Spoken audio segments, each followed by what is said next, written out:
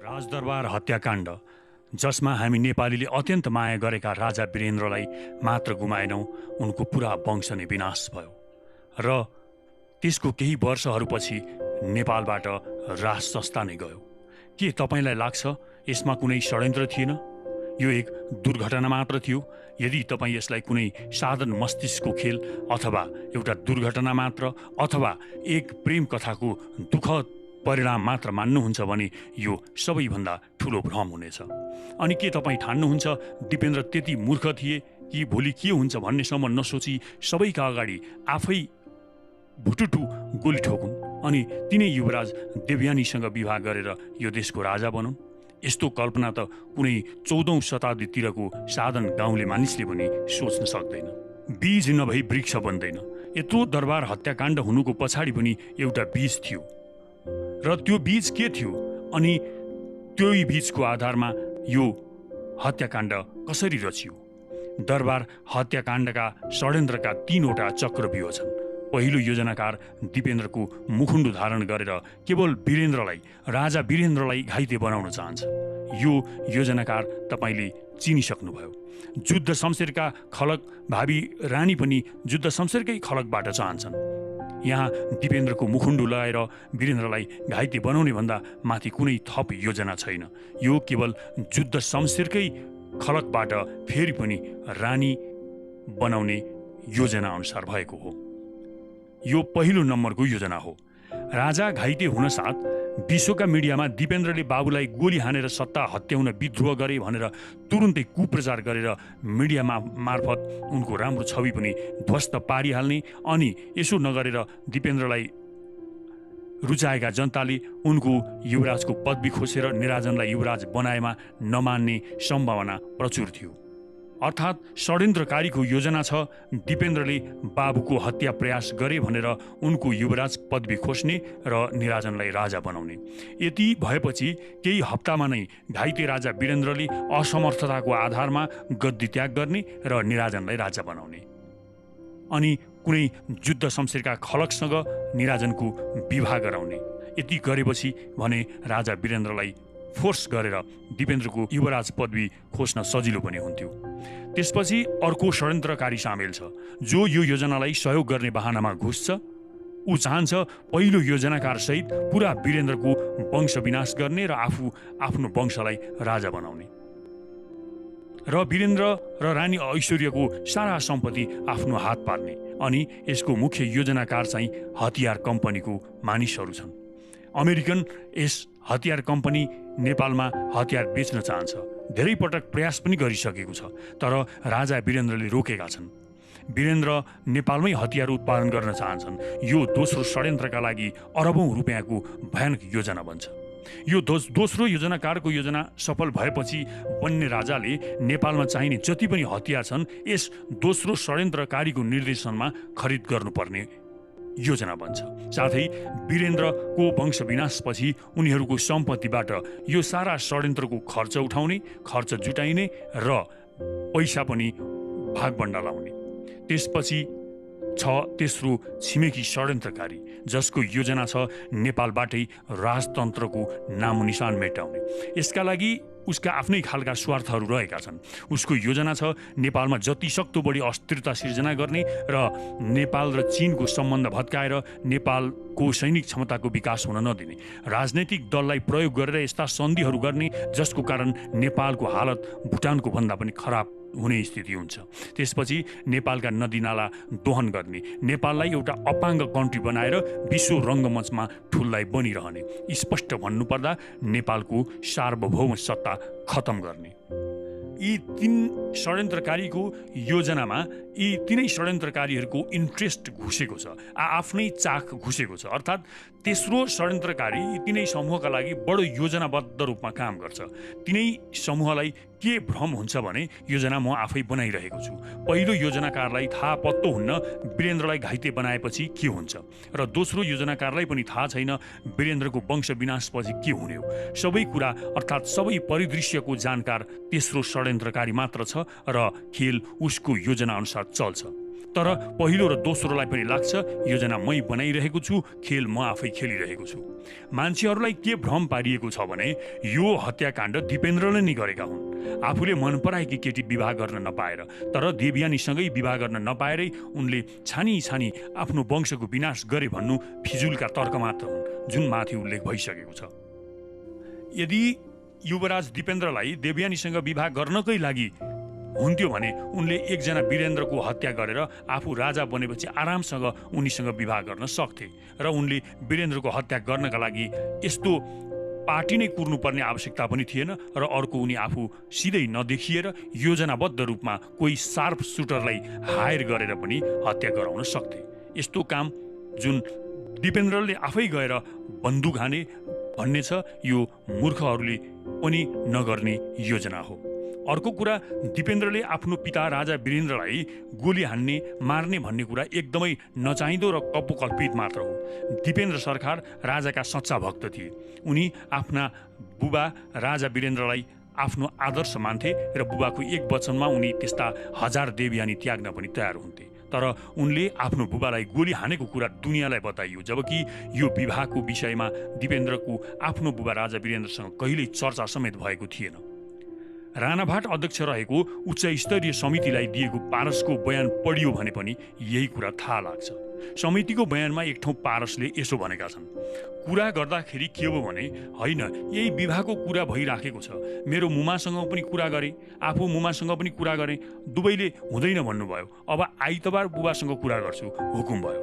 अब तपाईँ आफै विचार गर्न सक्नुहुन्छ। जब राजा वीरेन्द्रसँग आफूले देवयानीलाई विवाह गर्न खोजेको कुराको विषयमा एकपटक पनि कुरा गरेका छैनन् भने कसरी उनलाई आफ्नो बुबालाई आफूले रोजेकी केटी विवाह गर्न नदिएको भनेर हत्या नै गर्ने सम्मको कुरा उठ्छ। हत्याको वास्तविक योजना के हो र कसरी हत्या भयो भनेर स्पष्ट पार्नु अघि म त्यही प्रतिवेदनकै आधारमा थोरै कुरा गरिहालौँ। यदि यो हत्याकाण्ड दिपेन्द्रले नै गरेको हो भने पनि यसमा पारसको सपोर्ट रहेको देखिन्छ र उनीमाथि शङ्का गर्ने आधार रहन्छ। जस्तो तपाईँ पारसको बयानको यो कुरालाई ध्यान दिनुहोस्, यो विवाहकै कुरा हो हजुर, मलाई जहाँसम्म लाग्छ विवाहकै कुरा हो। यो कुरा पोहोर जन्मोत्सवमा सुरु भएको कुरा हो। पार्टी भएपछि पार्टी भएकै त्यो त्यही ठाउँमै भएको कुरा हो। त्यही नै हामी आएर कुरा गर्दाखेरि जो अगेन्स्ट अघि, जो विथ, अब भाइ र म विथ, जहिले पनि विथ। दाईको त हामी जे हुकुम हुन्छ त्यही गर्ने मान्छे, दाई र म विथ थियौँ। अब राजीव त विथ हुने नै भयो। डाक्टर तीर्थ भयो, श्रुति, गोरख र अरू बहिनीहरू अगेन्स्ट थियो विवाहको बारेमा। मेन कुरा यही नै हो जस्तो लाग्छ। यो बयानले के देखाउँछ भने पारसको यो बयानले यदि उक्त हत्यामा दिपेन्द्रको हात थियो भने पनि यसको विस्तृत र पूर्व जानकारी पारसलाई र राजीवलाई थियो। उनीहरूसँग यो विषयमा कुरा भएको हुनुपर्छ, दिपेन्द्रको एकदम भएको हुनुपर्छ। यदि एउटा देशको युवराज जो भन्दैछ कि मेरो विरोधमा विपक्षमा हुने सबैलाई म खतम पार्छु भने त्यो कुनै ठट्टा हुन सक्दैन। यो कुरा दुनियाँले बुझ्नुपर्छ। र अर्को कुरा, यो नै सत्य हुन्थ्यो भने पनि दिपेन्द्रको हत्या गर्ने कुनै योजना थिएन। उसको योजना मुताबिक त आफ्नो प्रेमको विरुद्धमा रहेकालाई खतम गरेर उनको आफू राजा बनेर देवयानीसँग विवाह गर्ने योजना नै हुनुपर्छ, जस्तो त्यही प्रतिवेदनमा आफ्नो बयानमा महासेनानी सुन्दर प्रताप राणाले भनेको छ। एक दिन अचानक योजनाले आकार लियो जब दिपेन्द्र र देवयानीको गहिरो प्रेम छ भन्ने पत्ता लाग्यो। वास्तवमा दरबार हत्याकाण्डमा दिपेन्द्रले कतै गोली चलाउन त परेको कुरा उनका भएका बन्दुक समेत षड्यन्त्रको योजनाकारले पहिले लगिसकेको थियो, जसको प्रयोग गरेर उनलाई हत्यारा साबित गर्नु थियो।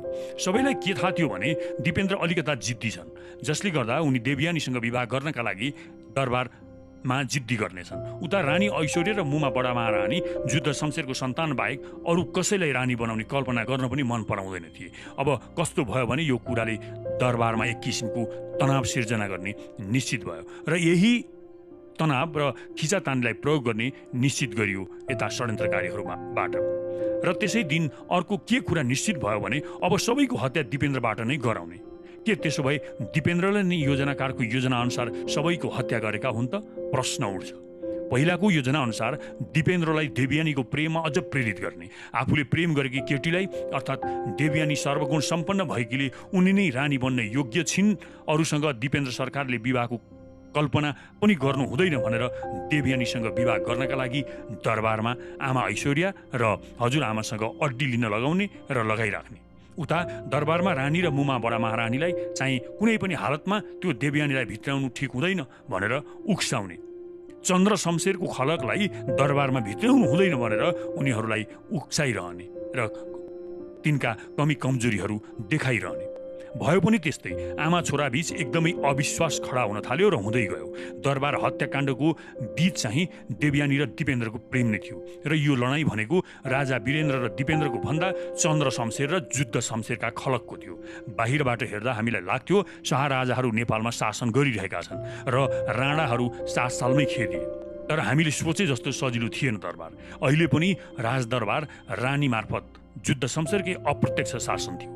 7 साल अघि राणा प्रत्यक्ष थिए र 7 सालपछि शाह प्रत्यक्ष र राणाहरू अप्रत्यक्ष शासन गर्थे रानीहरू मार्फत, अर्थात् देशमा अझै पनि जुद्ध शमशेरको शासन थियो। त्यसैले रानी ऐश्वर्या र बडा महारानी रत्न कुनै पनि हालतमा राजदरबारमा रहेको जुद्ध शमशेरको शासन चन्द्र शमशेरका खलकको हातमा जान दिन चाहँदैन थिए। आफ्नो कुल धर्मका लागि उनीहरू जस्तो सुकै बलिदान दिन पनि तयार थिए। दिपेन्द्रलाई युवराजबाट हटाएर निराजनलाई राजा बनाउनु परोस् या राजा वीरेन्द्रलाई नि गोली हान्नु किन नपरोस्। अब यहाँ लडाईँ आमा छोरा बीच नभएर चन्द्र वंश र जुद्ध वंशको बीच हुन थालेको थियो। लोकप्रिय पनि तर जिद्दी स्वभावका दिपेन्द्रले देवयानीलाई नै विवाह गर्ने फाइनल गरेर ऐश्वर्यले देखाएको जुद्ध शमशेरका सन्तानका छोरीहरू मन परेन भन्दै विवाह गर्न नमानेपछि यसमा पोषण पनि मिल्यो र निकै पाको हुँदा पनि विवाह गर्न नमानेपछि उनी राजाको सेखपछि आफू राजा भएर आफूले चाहेकी केटी देवयानीसँग विवाह गर्ने योजनामा रहेको पत्ता लाग्यो ऐश्वर्या र बडा महारानी रत्नलाई। त्यसपछि बन्छ योजना, किनकि रानी ऐश्वर्या जुद्ध शमशेरको सन्तानबाट जो भए पनि स्वीकार गर्ने, तर चन्द्र शमशेरका पनातिनीलाई कुनै पनि शर्तमा रानी मान्न तयार थिएनन्। परिणाम रानी ऐश्वर्यले देवयानीलाई विवाह गर्न खोजे युवराजबाट हटाएर निराजनलाई युवराज घोषणा गर्ने धम्की दिन थालिन् दिपेन्द्रलाई। अर्कातिर आफ्नो प्रेम अस्वीकृत भएका दिपेन्द्रले आमालाई प्रत्युत्तर दिने उद्देश्यले सैनिक तालिम लिन थाले भने जनताको नजिक हुने खालका क्रियाकलापहरू पनि गर्न थाले। तर अर्कोतिर वास्तविकता के थियो भने दिपेन्द्र बुबा वीरेन्द्रलाई एकदमै आदर्श मान्ने, अर्थात् महाराजा वीरेन्द्रले देवयानीसँग विवाह नगर भनेको खण्डमा उनी नगर्ने पक्षमा थिए, राजा वीरेन्द्र छोराका पक्षमा थिए। उसले मन पराएकी केटीलाई विवाह गर्न चाहन्छ भने गरोस् भन्ने उनको मान्यता थियो। तर राजपरिवारमा भने यो मामलालाई भयङ्कर बनाइएको थियो, किनभने यहाँ लडाईँ चन्द्र शमशेरका खलक र जुद्ध शमशेरका खलकका बीचमा थियो, अर्थात् राणाहरू बीचका थियो। युवराज र बडा महारानीमा एक किसिमको कटुता जस्तो स्थिति भयङ्कर रूपमा बढ्न थाल्यो। जब यो कटुताले चरम रूप लियो र यो कटुता भगाउन दिपेन्द्रले या बडा महारानीको एकजनाको कुरा अर्कोले मान्नुपर्ने हुन आउँथ्यो र कुरा निर्णयमा पुग्न धेरै दिन बाँकी थिएन। तब योजनाकारले अनिर्णयको यही समयलाई उपयोग गर्ने निश्चित गर्यो। हुन त थाइल्यान्डमा भनेर प्रचार आएको छ, तर योजना अनुसार अमेरिकामा बनेर आएको थियो दिपेन्द्रको 2टा मुखुन्डो। यसका लागि दिपेन्द्रकै कदका 2 जना मानिस पनि छनौट गरियो। अब उनीहरूलाई तालिमको आवश्यकता थियो र स्मरण रहोस् यी दुवै शार्प सुटर भारतमा तालिम लिएका थिए। उनीहरूलाई 2 वर्ष लगाएर दिपेन्द्रको हाउभाउ, हिँड्ने शैली र आँखाको चाल र यहाँसम्म कि बोल्ने अर्थात् आवाजको नक्कल गर्ने तालिम पनि दियो। तर एक्सनको बेला उसलाई एक शब्द पनि नबोल्ने कडा निर्देशन थियो, किनकि बोलेमा स्वर चिनिएर योजना नै फेल हुन सक्थ्यो। त्यसैले त्यत्रो हत्याकाण्डभरि दिपेन्द्र बनेको त्यो मुखुन्डोधारीले एकै शब्द पनि नबोली गोली हान्छ। मानिसहरू यति पनि सोच्दैनन् कि यदि त्यो हत्यारा दिपेन्द्र भएको भए के उनी केही न केही बोल्दैन थिए? पक्कै बोल्थे। दिपेन्द्र भएको भए गोली नै हाने पनि बोल्थे, किनकि उनलाई त्यत्रो रिस पोख्नु पर्ने थियो। रिसले उनी कसलाई गाली गर्थे, कसैलाई कराउँथे र सुमु सुमु गोली हानेर हिँड्दैन थिए। दिपेन्द्र नभएर दिपेन्द्रको मुखुन्डोधारी जो थियो ऊ बोल्न मिल्दैन थियो। दिपेन्द्रको चालचलन, आँखाको हाउभाउ, बोल्ने र हिँड्ने शैली सिकिसकेपछि उसलाई हत्या गर्नुपर्ने मानिसको फोटो र मुभी आदि देखाएर चिनाइयो। विभिन्न अवसर पारेर मानिस पनि देखाइयो। त्यसपछि घटना हुनुपर्ने स्थलको बारेमा पढाइयो चित्र मार्फत। दरबारभित्रको सेक्युरिटी चिरेर राजा रानीको हत्या गर्नु कुनै चान्चुने कुरा थिएन। त्यसैले त्यो कुरा एकदमै छोटो समयमा र त्यो पनि दिपेन्द्रको अनुपस्थितिमा गर्नुपर्ने थियो। यो योजना कुनै साधारण र लडतरो योजना थियो भनेर मान्न सकिँदैन। 500 करोड खर्च गरिने ठुलो योजना थियो। यो षड्यन्त्रका लागि 500 करोड खर्च गरिँदै थियो। यसमा सानोभन्दा सानो कुरा पनि ध्यान दिनुपर्ने अवस्था थियो र सानोभन्दा सानो कुरा चुक भएमा सारा कुराहरूको पर्दाफास हुन्थ्यो। किनकि हत्या विवाहको कुरालाई लिएर दिपेन्द्रले नै गरेको हो भनेर दुनियाँलाई विश्वास दिलाउनु पनि थियो। मुखुन्डोधारी हत्याराहरू कुनै राजपरिवारकै सदस्यको गाडी चढेर या ड्राइभरको रूपमा दरबारभित्र प्रवेश गर्ने योजना बन्यो। दिपेन्द्रलाई कुनै तरिकाबाट पार्टी छोडेर जान बाध्य पार्ने र त्यहाँ दिपेन्द्र हिँडेको क्षणलाई उपयोग गरेर मुखुन्डोधारी दिपेन्द्रले त्रिभुवन सदनमा पसेर आफ्नो काम फत्ते गर्ने। योजना अनुसार दिपेन्द्रको ड्रिङ्क्समा औषधि मिसाइदिनु थियो र त्यो हुन नसके उनले खाने गरेको गाँजा मिसिएको चुरोटलाई बदलेर अर्को चुरोट दिने, जुन खाएपछि रिङ्गटा लागेर उनी अडिन मुस्किल परोस् र उनी त्यहाँ नबसुन्। स्मरणीय कुरा, दिपेन्द्र गाँजा खान्थे भन्दा तपाईँलाई पनि उनी खराब थिए कि भन्ने लाग्न सक्छ, तर गाँजाले केही खराब गर्दैन। गाँजा खाने मान्छे एग्रेसिभ पनि हुँदैन, ऊ नर्मल समयको भन्दा कुल हुने गर्छ। भयो पनि त्यस्तै, ड्रिङ्कमा औषधि मिलाउन नमिलेर चुरोटको प्रयोग गरियो। वाग्लेको प्रतिवेदनमा पनि उल्लेख छ त्यो दिन दिपेन्द्रले अल्कोहल प्रयोग नगरेको देखिन्छ। कोठामा गएर उनले बमिट गरेको भनेर द्वारे आमाले जो भनेको छ त्यो वास्तवमा सही थियो। त्यो औषधिको चक्कर आएर वाक्क आउन लागे जस्तो हुन्छ, तर आई चाहिँ हाल्दैन। त्यसले दिपेन्द्रले बमिट गर्न पाए नर्मल हुन्थ्यो कि भनेर वाक्क गर्न खोजेको मात्र थियो, भएको चाहिँ थिएन। अब दिपेन्द्र खोपीमा पुग्न साथ यता एक्सन लिइसक्नु पर्ने थियो योजना अनुसार, र भयो पनि त्यस्तै। यस बेलासम्ममा दिपेन्द्रले आफूसँग राखेका हतियारसम्म पुगिसकेका थिए, किनकि दिपेन्द्रकै हतियारद्वारा हत्या गर्नु थियो। सबै कुरा योजना अनुसार ठिकठाक भयो, तर जब मुखुन्डोधारीले भित्र पसेर पहिलो पटक गोली चलाएर वीरेन्द्रलाई घाइते बनायो, तब ऊ माथि पनि गोली प्रहार भयो। त्यो गोली आफ्नो पिस्तोलबाट निराजनले हानेका थिए। अब यो योजना गरे भन्दा अलि अर्कै भइदियो। मुखुन्डोधारी आत्यो र एउटा मेसिन गन त्यहीँ छोडेर भाग्यो। काम बिग्रिनै सकेको थियो, किनकि ऊ डरले फेरि भित्र नपस्ला कि भन्ने थियो षड्यन्त्रकारीलाई। तर परिस्थिति बदलिएपछि तत्काल आफूले निर्णय लिएर काम गर्नु भन्ने आदेश भएकोले अर्को मुखुन्डोधारी भित्र पस्यो र ऊ दोस्रो षड्यन्त्रकारीको योजनामा काम गर्न थाल्यो, जुन योजना पहिलो मुखुन्डोधारीलाई थाहा पत्तो थिएन। दोस्रोले भित्र पसेर दोस्रो योजना अनुसार काम गर्न थाल्यो, किनकि उसलाई छिटो काम सक्नु थियो। सेक्युरिटी आउला भनेर उसले बाहिर हेर्दै पनि गर्नु थियो। पहिलो मुखुन्डोधारी बेपत्ता भइसकेको थियो। दोस्रोले भित्र मार्नुपर्नेमा रानी ऐश्वर्य निराजनलाई नदेखेपछि उसले भित्र बसेर हुलमा छन् कि भनेर सबैलाई एक एक गरेर हेर्यो। कसैले पिस्तोल झिके वा त्यस्तो हरकत गरे भने ऊ मार्ने लिस्टमा नपरेको भए पनि त्यसलाई हानिदिन्थ्यो। उनीहरू भागिसकेको थाहा पाएपछि, निराजन र ऐश्वर्य भागिसकेको थाहा पाएपछि षड्यन्त्रकारी यो मुखुन्डोधारी तुरुन्तै बाहिर निस्क्यो र भाग्दै गरेका निराजनलाई ढालेर ऐश्वर्यलाई उनकै खोपी छेउमा प्रहार गर्यो। गोली चलेपछि के भएछ भनेर बाहिर निस्केका दिपेन्द्रले जब आफ्नै अनुहारको मुखुन्डोधारीलाई आफ्नी आमा रानी ऐश्वर्यलाई प्रहार गरेको देखे, तब उनले बुझे कि भयङ्कर षड्यन्त्र भएको छ। उनले तुरुन्तै भित्र पसेर कम्ब्याट ड्रेस लगाए र गन लिन गए, तर त्यहाँ उनले राखेको एउटा गन पनि थिएन। त्यसै बेला आफ्नो खोपीतिर कोही अपरिचित सैनिक ड्रेसमा आइरहेका उनले देखे। खोपीको गोप्य कोठामा दिपेन्द्र लुके। उनले द्वारे आमालाई कसैले सोधे त्रिभुवन सदनमा जानुभएको छ भनिदिनु भने। साँच्ची नै सोध्नेहरू आए। अब दिपेन्द्रलाई छर्लङ्ग भयो। त्यो बेला उनी भ्रममा परे। यो सब रानी ऐश्वर्यको निर्देशनमा भाइ निराजनले आफूलाई राजा बनाउन गरेको होला, यो भ्रम पर्यो उनलाई। उनले आफ्नो नजिकका एक जर्नेललाई सैनिक लिएर दरबारमा आउन भने, तर उनी दरबारमा पस्न हामीलाई आदेश छैन भनेर पन्छिए, अर्थात् ती जर्नेलले सैनिक ल्याउन मानेन। त्रिभुवन सदनमा मानिसको चिच्याहाट र भागाभाग उनी देख्दै र सुन्दै थिए। दिपेन्द्र यो सब आफ्नै आँखाले देखिरहेका थिए। आफ्नो ढोका अगाडि नै हत्यारालाई देखिरहेका दिपेन्द्रले अब गएर भारतीय दूतावासमा शरण लिने विचारले गोप्य ढोकाबाट बाहिर निस्किएर भागे। तर देखे पुरा दरबार सैनिकले घेरिसकेको छ।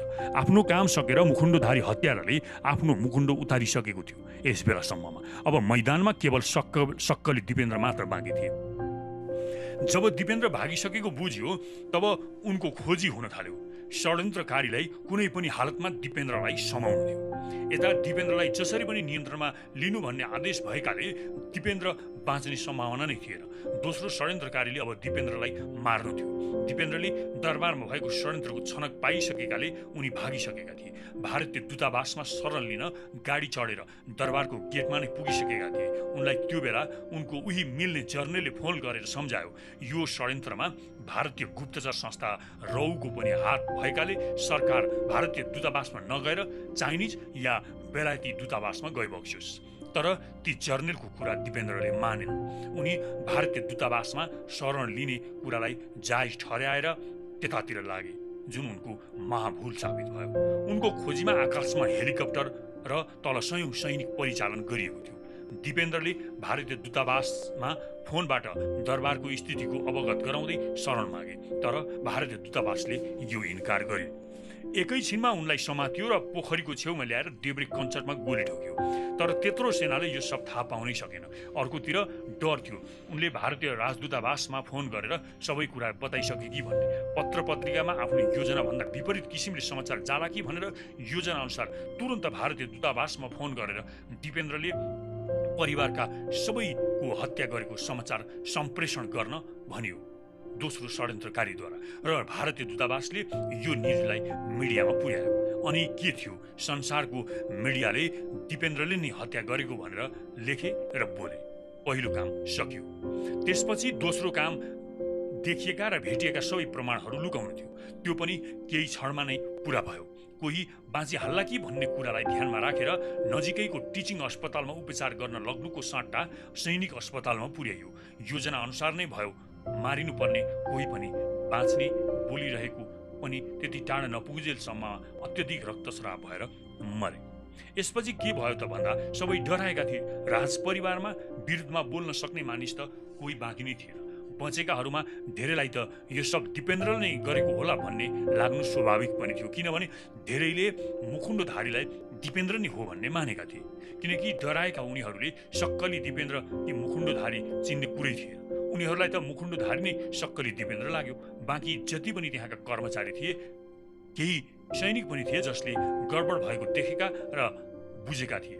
सबैलाई चुप लाग्न भन्यो, कसैलाई धम्की दिएर त कसैलाई प्रलोभन देखाएर।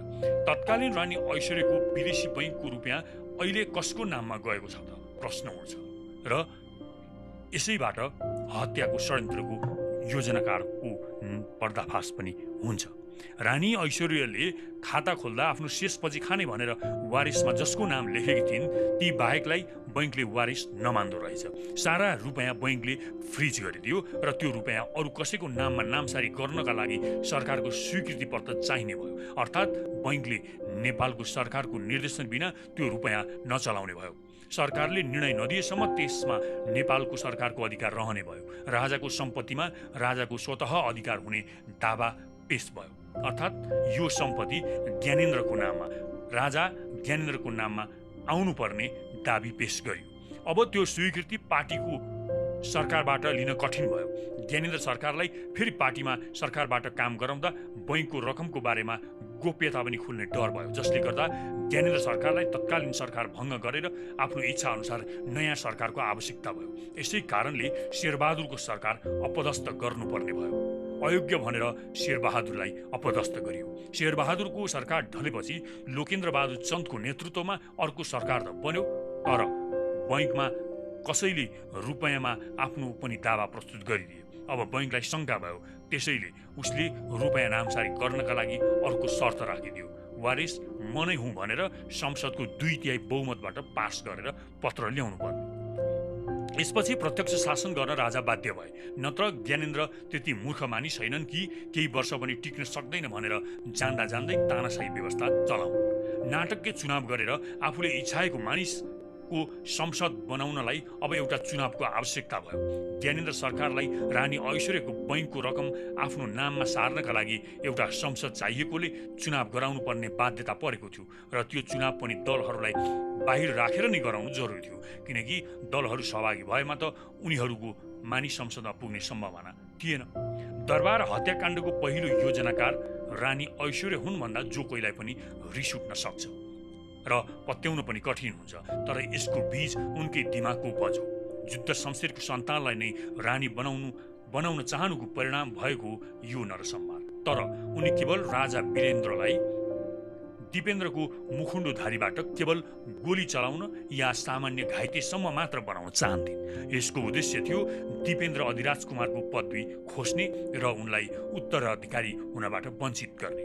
यस्तो किन त भन्ने प्रश्न उठ्नु स्वाभाविक पनि छ, तर बाहिर शाहहरूको शासन देखिए पनि दरबारभित्र रानीहरू मार्फत अझै पनि राणा शासन नै चलिरहेको थियो, जुन माथि पनि भनियो। र रानी ऐश्वर्य बुहारी अर्थात् भावी रानी कुनै पनि शर्तमा युद्ध शमशेरको खलकलाई नै बनाउन चाहन्थिन्। यसका लागि चाहे जस्तोसुकै मूल्य चुकाउनु किन नपरोस्। अब दिपेन्द्रले उनको कुरा नमानेर चन्द्र शमशेरका खलकलाई रानी बनाउने, चन्द्र शमशेरकी पनातिनीलाई रानी बनाउन चाहेको कुराले उनी दिपेन्द्रसँग क्रुद्ध थिइन्। उनी ऐश्वर्यले जुन मानिसलाई दिपेन्द्रको मुखुन्डो बनाउनेदेखि राजा वीरेन्द्रलाई बन्दुक ताक्ने वा घाइते बनाउने सम्मको काम दिइन्, त्यो अमेरिकी CIA र भारतीय खुफिया एजेन्सी रौको डबल एजेन्ट थियो। जब अमेरिकी गुप्तचर संस्था CIA ले यो योजना थाहा पायो, तब उसले राजा वीरेन्द्रसँग बदला लिने विचार थप योजनामा हाल्यो। सन् 1974 तिब्बत विरुद्ध विद्रोह गरेका खम्पा विद्रोहीलाई दबाउन र नाइके वाङदेनलाई मार्न राजा वीरेन्द्रले सेना परिचालन गरेदेखि नै अमेरिका राजा वीरेन्द्रसँग क्रुद्ध थियो।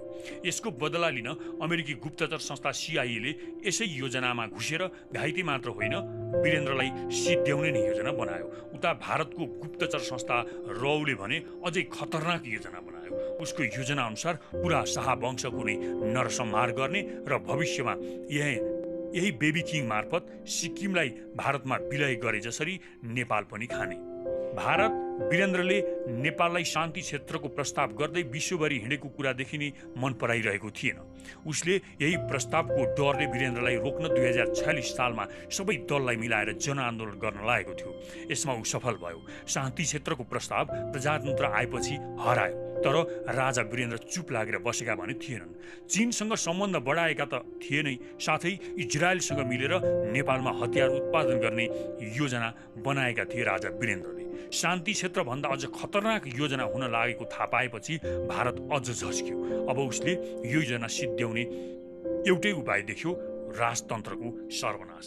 आन्दोलनबाट यो सम्भव थिएन, किनकि प्रजातन्त्रपछि दलको डाइजात्रा देखेर जनता वाक्क दिक्क भएका थिए भने राजा वीरेन्द्र झन्झन लोकप्रिय थिए जनतामा। जनता राजा हटाउन भन्दा बरु राजाकै प्रत्यक्ष शासनको माग गर्न थालेका थिए। यो भारतले बुझेको थियो। त्यसैले उसले राजा वीरेन्द्रको वंश विनाश गर्नु बाहेक अर्को विकल्प देखेन। यो नरसंहारको खेल अमेरिकी गुप्तचरलाई थाहा नहुने कुरै भएन। उनीहरूले यो कुरा नमानेपछि ज्ञानेन्द्रको परिवारलाई केही नगर्ने शर्तमा षड्यन्त्र बन्यो, नयाँ षड्यन्त्रको योजना बन्यो। वीरेन्द्रको हत्या गर्नेमा दुवैतिरका जासुस ओके भए, तर भित्री रूपमा उनीहरू आफ्नै किसिमले लागिरहेका थिए, आफ्नै किसिमका षड्यन्त्रहरू बनाइरहेका थिए। भारतीय जासुस एजेन्टहरू दिपेन्द्रलाई पनि त्यो पार्टीमा सहभागी गराउन जोड गरिरहेका थिए भने अमेरिकी एजेन्ट उनलाई कुनै पनि हालतमा त्यहाँ सहभागी नहुन भनिरहेका थिए। भारतको योजना अनुसार त्यहाँ कुनै पनि हालतमा ज्ञानेन्द्रलाई पनि ल्याउने र ज्ञानेन्द्र पारससहित सारा शाहवंशको विनाश गर्ने।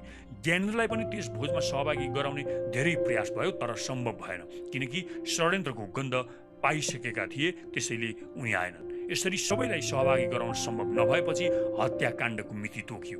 एक अमेरिकी सेनाका कमान्डरले लेखेअनुसार दरबार हत्याकाण्ड चैत्रमा हुनुपर्नेमा अर्को सालको जेठ 19मा मात्र भयो। यसको मुख्य कारण राजपरिवारका सबै सदस्य भेला नहुनु नै प्रमुख कारण थियो।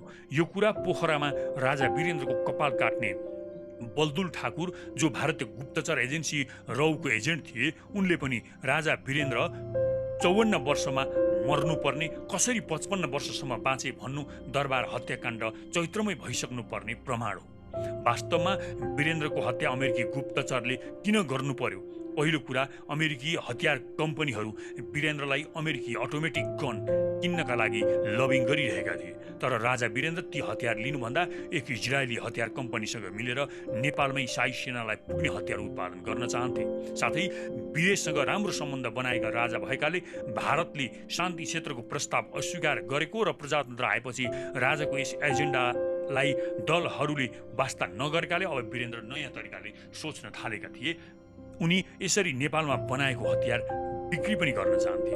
उनी विश्वभरि राम्रो सम्बन्ध भएकाले विश्वभरि यी हतियारहरू बेच्न चाहन्थे, जुन कुरा भारतलाई मन पर्ने त कुरै थिएन। अमेरिकाले पनि रुचाएन यो कुरा, जसको परिणाम उनीहरूले वीरेन्द्रलाई रोक्ने एउटै उपाय उनको हत्या देखे।